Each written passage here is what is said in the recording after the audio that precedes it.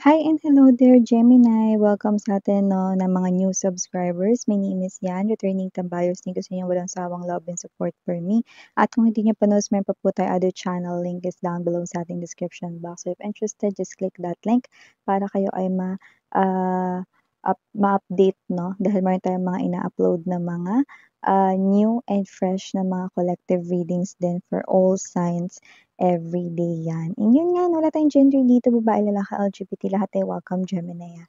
At kung may cross-watcher si Gemini dito, welcome ka rin at may Gemini placement sa kanilang natal/birth chart, welcome din kayo. So ngayon titingnan natin ang inyong past life, no? Kasi ang past life is malaki ang kinalaman, no? Sa mga circumstances and situations na na-experience ninyo ngayon, no? In this 3D world, in this lifetime, no, Gemini. So yun ang ating aalamin, no? Sino kayo ng inyong past life, ano ang inyong nilid na life way back then, the connections you're with, no? And also, no, kung ano yung mga parang mga na-experience ninyo. Okay? So, let's see what do we have here. May free will kayo kung gusto nyo i-claim yung mga messages or not, mga viewers. Archangel Michael, Angel Guides, thank you so much. Can we get messages right here about past lives ni Gemini? Can you please show me what does Gemini needs to know about their past lives, please? Gemini. Gemini. I just heard the word nani. Kung di ako nagkakamali, it's a Japanese word meaning ano or bakit? Parang ganun klase ng energy. Maybe there's someone here na Japanese kayo or may half Japanese dito or yung kadil ninyo is Japanese. Yan, no? So, just take how this resonates. Maybe that's a sign or clue for someone watching. Yan. High Priestess. Four of Swords. Star. Ten of Coins. Three of Wands. Ten of Wands. Bottom of the deck for me, Gemini people. Hermit. Queen of Swords. Ace of Cups.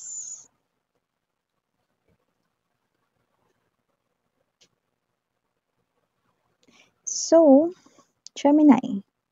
So, nakikita ko dito, no, sa inyong past life, medyo tahimik lang kayo, no. So, may energy kayo dito, mga babes, no, na parang kayo to, no, na hindi kayo as in madaldal, hindi kayo as in palakwento, no, ng inyong life, no. Parang hindi naman kayo introvert, pero parang tahimik lang kayo. Kunwari kung may mga kaibigan kayo, no, ikaw yung pinakatahimik, ganyan, no.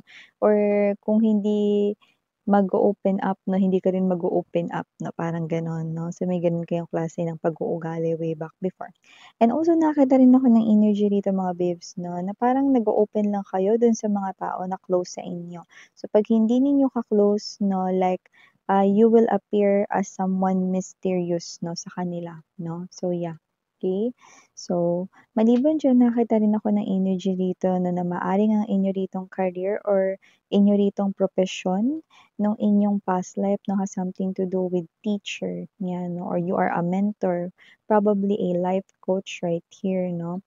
Yan, someone who is guiding someone, no. Or this is you na kapag nag-advise kayo is talaga naman no na iniintay ng mga friends mo kasi kapag ka nagbigay ka ng advice, ito ay siguradong plakado, no, swak na swak, no, na kapag ginawa nila, no, masosolusyonan ng kanila ritong mga problema, no. In short, yung mga advice mo ay nakakatulong sa kanila, no. So, yung iba doesn't have to be na ikaw ay isang teacher, pero yung nakita natin dito, no, at posibleng meron ka pang isa pa nga, no, na pinagkakakitaan dito maliban sa iyong propesyon talaga. Yun yung nakita natin dito, no. So, nakita ko rin dito, mga babes, no, na pangarap mo na magkaroon ng isang maganda at malaking pamilya, 'no, 'yun ang nakita ko dito, 'no. Kaya naman nakita ko rito na ikaw ito 'no, na posibleng lumayo kasi parang naninirahan kayo sa parang yung layo-layo yung bahay, gano'n yung energy. Parang yung kapitbahay mo 'no, hindi malapit, yung kailangan mong sumigaw na, "Hoy, kunin mo na nga yung ano mo dito." Yung gano'n kalayo 'no, pero hindi pa uso yung megaphone 'di ba, kaya sisigaw ka 'no. So nakita ko dito na umalis kayo roon at may paglilipat dito ng bahay 'no, at doon sa inyong paglilipat with the Ten of Wands, Three of Wands energy, doon ninyo 'no, nahanap ang panibagong buhay 'no. So nakita ko dito nakapag-asawa kayo rito 'no, ng tao na nasa mataas na uri ng antas ng pamumuhay noon 'no, at nakita ko rito 'no, na nagkaroon kayo ng malaki at tahimik na buhay 'no, kagaya ng iyong pinapangarap dito 'no. So, maaaring nagkaroon kayo rito 'no, ng 3 or higit pa na mga anak. So, yun yung nakita natin dito 'no. So, LGBTQs, just take how this resonates 'no. Pero lumalabas dito 'no, lalo na for may LGBTQs ngayon, possible na meron kayo rito 'no, na makakasama sa life 'no, kahit wala kayo ritong anak 'no, pero puwede rin naman kayong mag-ampon. Yun din kasi yung iba pang message na nakukuha natin dito, okey? So, happy kayo 'no, at nakita ko rito mga babes 'no, na posibleng hindi ito nagtagal. Nakita ko dito mga babes na posible rito 'no, na, nagkaroon ng karamdaman rito 'no, ang iyong partner 'no, at nakita ko rito na hindi kayo rito nagkasama ng as in talagang habang-buhay na matagal 'no. Pero gayunpaman, nakita ko rito 'no, na yung pagmamahalan ninyo ay talaga naman na napaka-strong 'no, dahil muli mo ulit makikilala itong tao na 'to tapos miss yan ano, iiwanan niya rin ako, magkakasakit siya ulit, tapos iiwanan niya ako.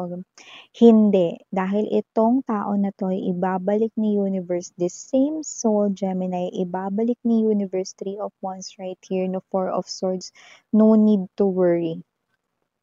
Wala na siya ritong karamdaman, fully healed na siya. This person is healthy and this time makakasama mo na siya rito ng panghabang buhay, yan 'no. So, history will not repeat itself lalo na pagdating doon sa karamdaman or health issues dito. So, nakita natin na kung sino man 'tong energy na 'to na muli itong ibinabalik ni universe sa inyo pero this time, siya ay healthy rin at ikaw healthy ka rin, wala ka rin ditong kailangang intindihin at ipag-alala. 'Yan, sabay ninyong tutuparin ang inyong mga pangarap 'no, in this lifetime 'no. So, 'yun ang nakita ko rito. So, nakakita rin ako dito ng energy na nung past life mo 'no, maaaring ito kayo 'no, na posibleng malayo kayo sa inyong family or eto kayo mga babes 'no, na posibleng iniisip niyo rito yung inyo rito 'no, na family. Kasi nga maaaring hindi sila rito sumama sa inyo dun sa paglilipat ninyo ng bahay 'no. So, puwedeng naiwan dun yung family mo or whatever 'no, so nakita ko dito iniisip mo sila 'no. So, nakita ko rin dito mga babes 'no, na noon, talagang ikaw ay shinare mo rito ang iyo ritong blessings when it comes to money sa iyong mga magulang at nakita ko rito na ginamit nila ito sa kanilang munting negosyo na lumago, bongga. Kaya naman kung ano man ito mga babes 'no, nakita ko rito 'no, na hindi talaga rito itinapon ng iyong mga parents 'no, or ng magulang mo rito 'no, ah, ang mga pangarap mo din for them 'no, na umayos ang kanila ritong buhay 'no, na kahit wala ka sa kanilang tabi 'no, ang buhay nila ay maganda. So, maaaring tuloy-tuloy ang pagpapadala mo rito na iba ba sa inyo nasa malayo? Kasi parang may energy rito na posibleng LDR kayo ngayon 'no, ng iyo rito 'no na, family or partner, 'yan 'no. Pero napaka-strong ng bond 'yan 'no. Yung partner mo pala, okey, nakikita ko dito kung may partner ka at LDR kayo ngayon, iniisip niya kayo, mm.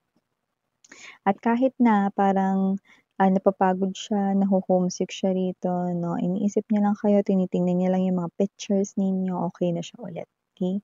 Kahit na mas lalo siyang nagde-desire na makita kayo ng personal na ulit 'no. So, itong tao na 'to na ay talagang in love sa'yo, 'yan. Pero hindi lang yun, alam mo meron ditong energy, nag-iisip sa'yo, ayan 'no. Pero hindi mo na natuklasan yung feelings and emotions niya. okey. Possible na kung sino man 'to nilihim niya na lang yung feelings niya for you guys 'no, tinago niya na lang talaga dito 'no, sa sarili niya, okey? At kung sino man 'yan na possible na mangyari na ang pagre-reveal ng kanyang emotions, yung confession na 'yan, ng kanyang tunay na nararamdaman sa inyo ngayon, in this 3D world maaaring magulat kayo kasi maaaring may mag-confess sa inyo ngayon na gusto niya kayo. That is also the same soul you've encountered sa inyong past life na hindi rito nagsalita at nanahimik lang sa kanyang emotions and feelings. 'Yan 'no. So 'yung nakita natin dito 'no, pero noon, um, maaaring nararamdaman niyo rin 'no, nakakaiba ang kanya rito 'no, na ikinikilos kapagka siya ay around you guys 'no. So puwedeng noon with the High Priestess, ramdam niyo na rin, pero dahil hindi naman siya umaamin 'no, nanatili na lang rin kayo ritong tahimik, 'yan. So 'yun ang nakita natin dito, okey.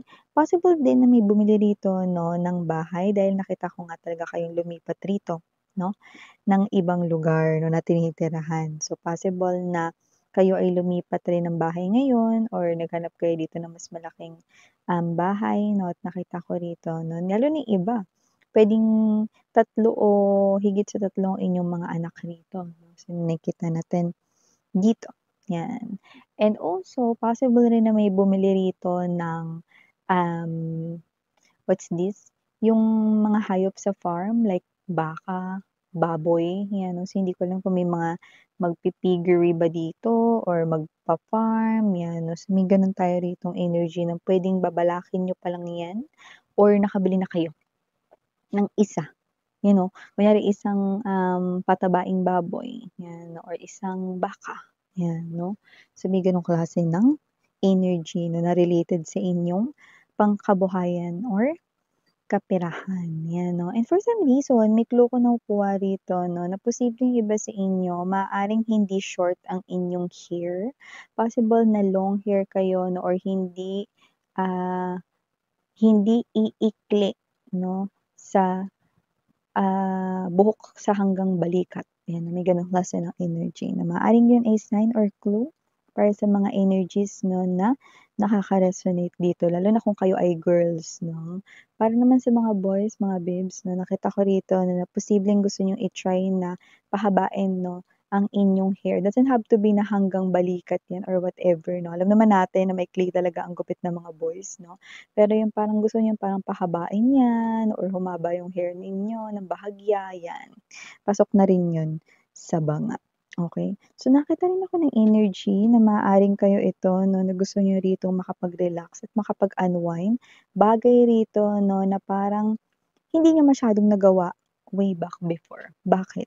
Kasi busy kayo sa inyong trabaho 'no, at pinagkakaabalahan talaga ninyo ang inyong kaperahan 'no. So ngayon, ano man yung ginagawa mo, single ka man ngayon at wala ka pang mga anak 'no, parang sabik kayo sa bakasyon, 'yan 'no, or gusto niyong gumala pero hindi ninyo magawa dahil masyado kayong busy, 'yan 'no. Parang yung energy wala na kayong time para, 'di ba yung iba parang wala na raw time umiyak. Kasi nga busy sa mga ginagawa. May mga gano'ng klase ng energy 'no. Pero dito mga babes 'no, parang may energy kayo dito na gusto ninyo na mag-travel, 'yan 'no. Mapa-solo travel man 'yan or travel together with friends, with family, with loved ones.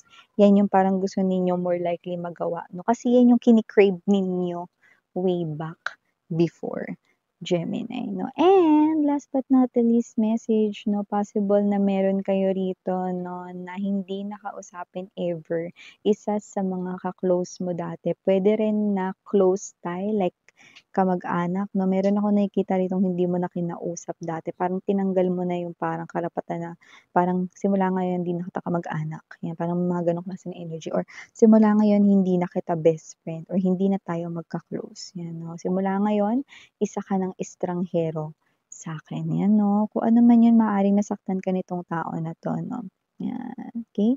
So, posible ngayon meron kang kinabibisitan 'no, na kamag-anak or dating ka-close mo na ngayon ay parang wala na, hindi na importante sa'yo 'no. Eh, parang may galit ka na ngayon dun sa tao na yun 'no. So yeah, okey. So yeah, ito yung mga messages right here about your past life here, Gemini. Thank you so much again in your Yana on me. Sana ngayong love and light. 'Yun.